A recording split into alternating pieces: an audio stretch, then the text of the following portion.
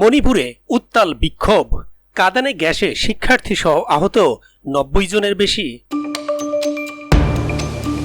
প্রিয় দর্শক, অনুরোধ রইল ভিডিওটিতে একটি লাইক দিয়ে আমাদের ইউটিউব চ্যানেলটি সাবস্ক্রাইব করে দিবেন এবং ভিডিওটি সম্পর্কে আপনার মূল্যবান মতামত কমেন্টস করে জানাবেন। ভারতের উত্তর পূর্বাঞ্চলীয় মণিপুর রাজ্যে সহিংস পরিস্থিতি অব্যাহত রয়েছে। মঙ্গলবার ছাত্র নেতৃত্বাধীন বিক্ষোভ সহিংস সংঘর্ষে রূপ নেয়।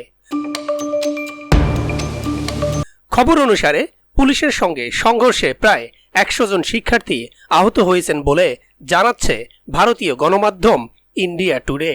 প্রতিবেদনে উল্লেখ করা হয়, শিক্ষার্থীরা তাদের দাবির পক্ষে দেওয়া আলটিমেটামের সময়সীমা শেষ হওয়ার পর পুলিশি বাধার মুখে পড়ে।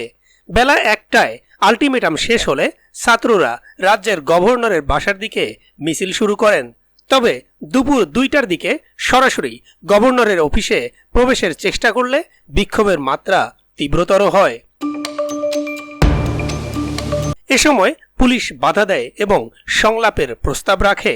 তবে বিক্ষুব্ধ শিক্ষার্থীরা সরাসরি গভর্নরের সঙ্গে সাক্ষাৎ দাবি করলে পরিস্থিতি নিয়ন্ত্রণের বাইরে চলে যায়। পুলিশের কাঁদানে গ্যাসের শেল নিক্ষেপে পরিস্থিতি আরও উত্তপ্ত হয়ে ওঠে। সংঘর্ষে আহত বেশ কয়েকজন শিক্ষার্থীকে তাৎক্ষণিকভাবে হাসপাতালে নিয়ে যাওয়া হয়।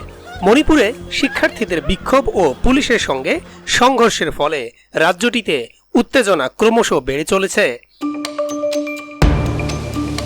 পরিস্থিতি মোকাবেলায় কারফিউ এবং ইন্টারনেট সংযোগ বন্ধ সহ কঠোর ব্যবস্থা নেওয়া হলেও সংঘর্ষ থামানো যায়নি। মণিপুরে সম্প্রতি বিভিন্ন গোষ্ঠীগত বিরোধ এবং সামাজিক অস্থিরতার মধ্যে শিক্ষার্থীরা তাদের দাবি আদায়ে আন্দোলনে নেমেছে। বিশেষ করে রাজ্যের স্বায়ত্তশাসন ও সরকারি পদক্ষেপ নিয়ে ক্ষোভ আরও বৃদ্ধি পেয়েছে।